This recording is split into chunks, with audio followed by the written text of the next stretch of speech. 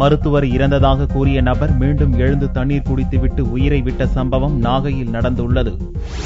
நாகை மாவட்டம் சீர்காழியை அடுத்த மேலவரவுகுடியைச் சேர்ந்தவர் ராஜமாணிக்கம் மகன் தங்கமணி விவசாய கூலி. இவருக்கு திருமணமாகி நாகலட்சுமி என்ற மனைவியும் 2 மகன் 1 மகள் உள்ளனர். இவர் சனிக்கிழமையன்று மாலை மயங்கி விழுந்தார். தங்கமணியை அவரது உறவினர்கள் சீர்காழி அரசு மருத்துவமனைக்கு சிகிச்சைக்காக அழைத்துச் சென்றனர். அவரை பரிசோதித்த மருத்துவர் தங்கமணி இறந்துவிட்டதாக கூறியுள்ளார். உடலை அவரது உறவினர்கள் வீட்டுக்கு எடுத்து வந்தபோது வீட்டில் தங்கமணி மயக்கம் தெளிந்து எழுந்து தண்ணீர் குடித்ததாக கூறப்படுகிறது. மீண்டும் தங்கமணியை அவரது உறவினர்கள் சீர்காழி அரசு மருத்துவமனைக்கு அழைத்து வந்தனர். அவரை பரிசோதித்த மருத்துவர் தங்கமணி ஏற்கனவே இறந்துவிட்டதாக தெரிவித்தார். முன்னதாக சிகிச்சை அளித்த மருத்துவரின் அலட்சியத்தால் தான் தங்கமணி இறந்ததாக கூறி அவரது உறவினர்கள் அரசு மருத்துவமனையின் ஜன்னல் கண்ணாடிகளை அடித்து சேதப்படுத்தியதுடன் முற்றுகை போராட்டத்திலும் ஈடுபட்டனர். விளையாட்டி போட்டு பார்த்துட்டு இருந்தவர் தான் அவரு.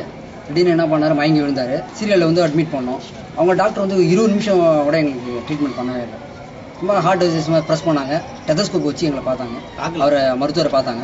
பார்த்து என்ன பண்ணிட்டாங்க, இறந்து போயிட்டாரு. அவர் இறந்து 10 நிமிடங்கள் ஆகுது சொல்லிட்டு அவங்க வீட்டுக்கு போயிட்டு என்ன பண்ணாங்க, மக்கள்லாம் கதறாங்க, வீட்டில் அழுக வச்சுட்டாங்க. மறுபடியும் நாங்களே எங்களை ட்ரீட்மெண்ட் நாங்கள் பார்க்குறோம். ப்ரெஸ் பண்ணுறோம், கண்ணி விழிச்சிட்டாரு, தண்ணி குடிக்கிறாரு, கை காலெல்லாம் உதறுது. அதுக்கப்புறம் என்ன பண்ணுறோம், நாங்கள் அதுவரையும் 108 எங்களோட ஸ்பாட்டுக்கு வரவே இல்லை. அதுக்கப்புறம் நாங்கள் டாடா ஏசி பிடிச்சிட்டு மறுபடியும் வந்து ட்ரீட்மெண்ட் பண்ணுறோம். அவர் இறந்துட்டாருன்னு சொல்கிறாங்க.